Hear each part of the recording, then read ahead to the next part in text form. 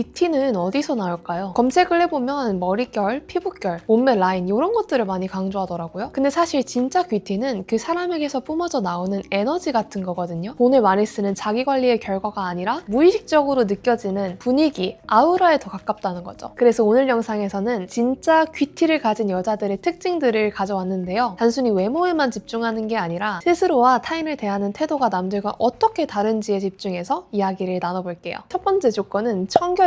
나한테는 별거 아닌 것 같아 보여도 남들이 봤을 때 무의식적으로 알아차리는 청결의 부분이 뭐냐면 관리 안 된 손톱, 깨진 액정, 옷 보풀, 더러운 신발, 입술 각질이라든지 가방이 엄청 지저분하게 있다든지 매일 출근하는 책상이 온갖 잡동사니로 펼쳐져 있다든지 그 사람이 매일 지니고 있는 물건이나 그 환경 자체가 자기 자신을 어떻게 대하는지를 가장 잘 알려주는 지표가 되는 것 같더라고요. 술을 마시거나 피곤한 상태로 집에 왔을 때 씻는 거? 당연히 귀찮지. 그래도 더 편안한 취침 시간을 위해서 그리고 더 나은 다음 날을 위해서 씻는 거잖아요. 그러니까 이 청결을 신경 쓴다는 것 자체가 조금 더 나를 보살피는 행위가 될 수 있다는 거야. 청결이라는 거는 결국에 내가 매일매일 조금씩 신경을 써야 되는 부분이다 보니까 자기 자신을 어떻게 대하는지를 제일 잘 보여주는 부분인 것 같아요. 그리고 두 번째는 이미지적인 면모인데요. 저는 누구인 척하지 않고 자기 자신으로 있는 사람에게서는 정말 그 묘한 아우라가 나오는 것 같더라고요. 한국에는 정형화된 미의 기준이 강하잖아요. 저도 시대에 따라서 미의 기준이 많이 바뀌는 걸 느끼는데 한 예로 예전에는 얇은 입술이 유행이었거든요. 저도 어느 정도 입술에 두께감이 있는 편인데 그래서 어릴 때는 컴플렉스였어요. 입술을 얇게 오븐이고 사진을 찍었었는데 어느 순간 카일리 제너 립이 유행하면서 사람들이 입술 필러를 맞기 시작하더라고요. 병뚜껑에 입술을 넣었다가 빼면 입술이 두꺼워진다 이런 밈이 유행하기도 했었고요. 그때는 또 사람들이 제 입술을 보고 두껍다고 부러워하더라고요. 그런 걸 보면서 어차피 시대에 따라서 미의 기준은 바뀌는데 그런 기준에다가 나를 맞추는 게 아니라 내가 가진 얼굴의 본연의 매력을 잘 살릴 줄 아는 사람, 그런 사람이 되게 매력적이고 귀티가 나고 아우라가 넘치는 것 같아요. 왜냐하면 내가 가진 신체 조건이 내가 살고 있는 나라의 미의 기준에는 적합하지 않을 수도 있거든. 그렇다고 해서 내 눈을, 내 코를, 내 입술을 결점으로 바라보고 고치는 게 아니라 오히려 나의 하나의 매력으로 승화를 해버리는 거야. 그러니까 자기 자신임을 그냥 받아들이는 거야. 그렇게 손대지 않고 본연의 자연스러움의 미를 보유하고 있는 사람들에게서는 되게 강한 매력이 느껴지더라고요. 세 번째는 절제인데요. 화려한 트렌드를 쫓는 게 아니라 클래식함을 보존하고 있는 사람, 그런 패션 감각을 가지고 있는 사람들에게서 귀티가 난다고 생각을 합니다. 클래식의 정의가 시간이 지나도 가치가 변하지 않는다는 거잖아요. 샤넬이나 에르메스 같은 명품 가방들은 날이 갈수록 가치가 오르잖아요. 하지만 우리가 쉽게 시장에서 구할 수 있는 가방들은 그 물건을 사는 순간 그 가치가 떨어지죠. 단순히 명품 가방을 사는 게 중요하다는 게 아니라 잘 자란 소비를 하는 대신에 내가 오랫동안 쓸 수 있는, 가치가 오랫동안 보유되는 그런 것에 조금 더 가치를 두는 힘이 귀티가 아닐까 싶어요. 제가 대표적인 몇 가지 예시를 가져왔는데 쇼핑몰에서 옷 사는 거, 명품이 아니어도 질이 좋은 브랜드에다가 투자를 하는 거예요. 특히 니트나 외투는 옷 보풀이 저가랑 브랜드에서 차이가 꽤 많이 나거든요. 그리고 가방, 저도 예전에는 잘 자라게 가방을 되게 많이 써놓고 옷장에다 그걸 다 박아놨었는데 요새는 가죽이 좋은 가방 한두 개만 있으면 계속 그것만 매게 되더라고요. 그리고 액세서리, 길거리에 있는 작은 액세서리들 있잖아요. 거기서 예쁜 거 있으면 그냥 우르르 사고 녹슬면 버리고 이걸 반복했었는데 의미 없는 소비가 되더라고요. 특히나 저는 피부도 예민하고 귀금속 알러지도 심해서 잘못된 주얼리를 사용하고 나면 빨갛게 올라오고 약 바르고 이거를 반복을 했었단 말이죠. 그래서 요새는 조금 비용이 들더라도 투자하자라는 마음으로 그냥 금목걸이를 사고 있어요. 저는 귀금속 자체를 너무너무 좋아하는 사람인데 이게 많이 끼면은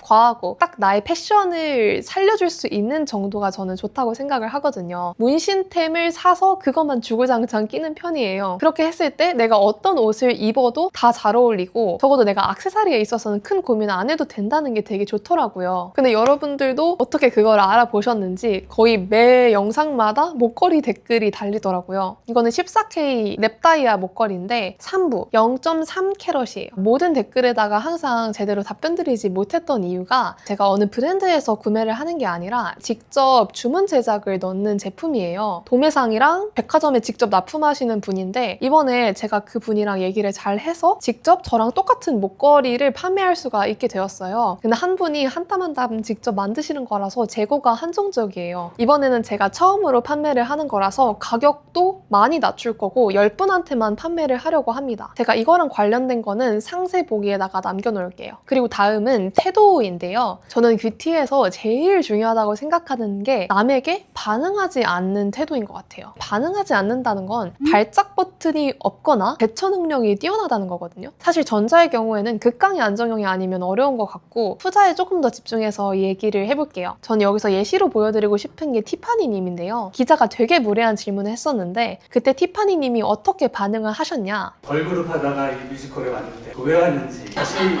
되돌아갈 생각이 있는지. 되나요? 일단 안녕하세요. 걸그룹과 뮤지컬을 왔다 갔다 하는 질문을 받았는데요. 전 아직 걸그룹 맞고요. 뮤지컬을 왔다 갔다라고 하기엔 10년 전에 fem이라는 작품을 먼저 했었고요. 연기, 노래, 춤을 다 할 수 있는 엔터테이너가 늘 목표였고 앞으로도 걸그룹과 뮤지컬 배우 계속 하겠습니다. 당황스러운 질문일 법한데도 침착하게 대응을 하시죠. 눈동자를 굴린다거나 말을 더듬는다거나 불필요한 말들로 횡설수설 하지도 않으시죠. 침착함을 보이는 이 태도가 중요한 요소가 아닐까 싶어요. 그리고 자기를 설명하거나 증명하려고 하지 않는 거, 불필요한 질문에는 답하지 않는 거, 침묵을 어색해하지 않는 거, 이런 것들이 그 사람을 뭔가 다르다라고 느끼게 만드는 요소인 것 같아요. 이래서 그랬어요, 저래서 그랬어요, 아니 그게 아니고요 라고 말을 한다는 것은 결국 나를 증명하려는 에너지에서 나오는 거거든요. 그런 에너지에서 벗어나 침묵을 선택하는 여자들은 타인의 인정이 필요하지 않다는 것이기 때문에 귀티가 좔좔 흐르는 행위가 되지 않나 싶습니다. 꼭 이런 당황스러운 상황이 아니어도 욱할 만한 시츄에이션이 있잖아요. 웨이터가 물을 엎질렀을 때, 누군가 내 뒷담을 하는 걸 들었을 때, 누군가 내 길을 막았을 때, 이렇게 일상 속에서도 내가 기분이 확 나빠질 만한 순간들이 있단 말이죠. 그런 순간들을 어떻게 대면하는지, 어떻게 침착하게 반응하는지, 기분이 나쁘다고 해서 남에게 그 감정을 전가하지는 않는지, 이런 태도적인 면들이 사실은 가장 중요하지 않나 싶어요. 5번째는 순수함입니다. 제가 말하는 순수함은 아기같이 응애 한다는 게 아니라 타인에게 악의가 없다는 거거든요. 이거의 가장 대표적인 예시가 칭찬을 어떻게 하고 받느냐에 달려있을 것 같아요. 남이 나한테 칭찬을 해줬을 때 그 의도 그대로 받아들이는 게 아니라 괜히 넘기거나 머쓱해 하는 사람들이 있어요. 아니면 나한테 뭔가 바라고 하는 거 아닌가? 이렇게 의심을 하는 거죠. 하지만 정말 매너가 있고 귀티가 나는 사람들은 남이 칭찬을 했을 때 그것을 감사로 받아들입니다. 너 오늘 화장 잘 됐다, 오늘 너무 예쁘다, 스타일 예쁘다 라고 했을 때 오늘 조금 신경 썼는데 알아봐줘서 고마워 라고 말하는 사람과 그래? 나 어제 밤새서 좀 피부 푸석푸석해 보이지 않아? 라고 말하는 사람 간에는 분위기의 차이가 있을 수밖에 없다는 거죠. 순수하게 타인의 칭찬을 받아들이는 게 중요한 만큼 남에게 칭찬을 하는 것도 중요합니다. 잘 됐을 때 그것을 순수하게 응원해주는 거, 진심으로 더 잘 되기를 바라는 거, 그런 사람들에게서 나오는 분위기와 칭찬을 해주는데 묘하게 깎아내리는 말을 하는 사람들 간의 분위기에는 분명히 차이가 있거든요. 후자에 해당하는 사람들은 겉으로는 칭찬을 하고 잘 됐다고 말을 하지만 묘하게 비교하는 말을 합니다.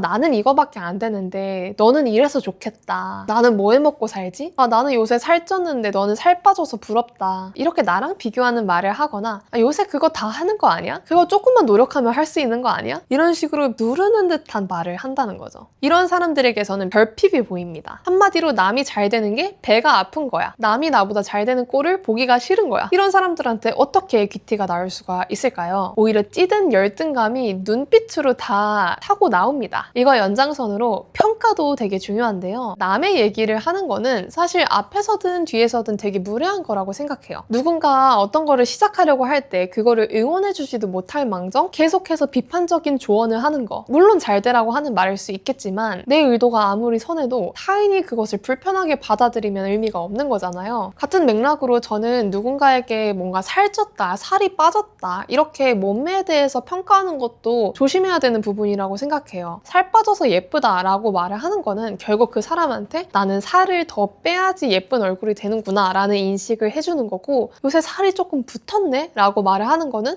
조금 적게 먹어야겠다 라고 생각하게 만들잖아요. 그리고 우리나라에서는 되게 흔하게 쓰이는 말인데 요새 못 잤어? 피곤해 보인다. 이 말도 미국에서는 되게 무례한 거거든요. 남의 외적인 부분에 대해서 내가 평가를 내린다는 것은 굉장히 불쾌한 감정을 일으킬 수 있다는 거. 뒤에서도 마찬가지예요. 꼭 험담이 아니더라도 누군가의 인생을 나의 이야기거리, 나의 안주거리로 만든다는 거, 그거 그거 되게 무례한 거거든요. 나는 요새 이렇게 지내고 있어 라고 친한 친구에게 일화를 말했을 뿐인데 온 동네방네 다 소문이 난다면 더 이상 친구에게 내 속 이야기를 말할 수 없겠죠. 그리고 저는 가까운 사람이랑 싸웠을 때 그 상대에 욕하는 것도 되게 안 좋은 버릇이라고 생각해요. 현 남친이든 전 남친이든 가까운 친구든 많은 시간을 같이 보내는 사람의 험담을 한다는 건 결국 내 얼굴에 먹칠하는 거랑 똑같거든요. 내 남자친구가 이런 면 때문에 너무 마음에 안 든다, 너무 꼴보기 싫다, 이런 마음이 아무리 들어도 남에게 그 얘기를 하는 순간 나는 이렇게 안 좋은 모습을 가진 애랑 사귀고 있어 라는 거를 알려주는 거랑 똑같단 말이죠. 이런 일이 있었고 그래서 나는 속상했어 라고 상황을 설명하는 거면 몰라도 내 관점에서 상대를 가해자, 나를 피해자로 이야기를 끌고 가는 거? 그거 남들이 보기에 되게 안 좋아 보입니다. 어차피 그러고 나서 재결합하고 사이좋게 지낼 거면 내 얼굴에 침 뱉기 하는 거랑 똑같다는 거죠. 마지막 7번째는 미스테리함입니다. 아우라가 나고 반짝반짝 빛나는 사람들을 보면 뭔가 그 사람에게 대해서 더 알고 싶어지는 매력이 있다고 생각해요. 근데 알고 싶다는 이 궁금증은 이 사람의 여백에서 드러나는 거거든요. 자신에 대해서 모든 걸 다 쏟아내는 사람은 별로 궁금하지 않잖아요. 하지만 자신의 사생활은 보호하는 사람, 자신이 겪고 있는 감정들을 다 풀이하지 않는 사람, 징징대지 않고 약간의 무거움과 진중함을 가지고 있는 사람에게서 아우라가 느껴지는 것 같아요. 사실 힘든 일 없는 사람이 어딨어. 근데 그거를 자기가 잘 헤쳐나가면서 웃으면서 얘기하는 사람이 있고 그 힘든 과정을 내내 친구들한테 공유하면서 감정 한풀이를 하는 사람이 있단 말이야. 근데 후자에 해당하는 사람들에게 귀티, 아우라 이런 게 느껴질까요? 미성숙한 어린애처럼 보이거나 당신에 대해서 더 궁금해하지는 않을 거라는 겁니다. 내 삶을 타인에게 공유하는 적정선이 있기 때문에 그런 거거든요. 스토리에다가 오늘 있었던 일 다 읊고 남친이랑 싸운 거 다 얘기하고 이런 것들은 성인이 되고 나면 어느 정도 멈춰야 되는 짓 중에 하나라고 생각을 하거든요. 친한 친구를 만나서 고민을 상담하는 건 괜찮아. 근데 친하지도 않은 애가 스토리에다가 그런 것들을 너무 나열해 놓으면 저는 숨김 처리를 해버려요. 왜냐하면 그 정도의 딥한 정보는 나는 원하지 않거든. 반면에 오랜만에 만났는데 엄청 성장해 있어. 나는 얘가 여태까지 뭘 하고 어떤 감정을 지니고 있었는지는 모르지만 자신만의 길을 묵묵하게 걸어온 사람, 그 과정을 타인에게 공유하지 않고 미스테리함을 보존한 사람. 그렇지만 그 과정이 끝나고 나서는 자신감 있게 당당하게 드러나는 사람, 그런 사람을 보면 정말 범접할 수 없는 아우라가 넘치는 것 같아요. 말을 하다 보니까 사실 귀티라는 정의는 외면에서 보이는 것보다 내면에서 우러나오는 태도에 더 가깝다는 생각이 드네요. 명품을 아무리 휘감아도, 화장이랑 메이크업이 아무리 반짝여도 별피부로 가득 차 있는 사람에게는 결국 낮은 에너지가 뿜어져 나올 수밖에 없는 것 같아요. 반면에 높은 에너지를 가진 여성들은 그 사람이 일상을 대하는 태도가 아우라로 뿜어져 나온다고 생각합니다. 제가 준비한 영상은 여기까지고요. 오늘도 끝까지 봐주신 분들 정말 감사드립니다. 그럼 저는 다음 영상으로 또 찾아오도록 할게요. 안녕!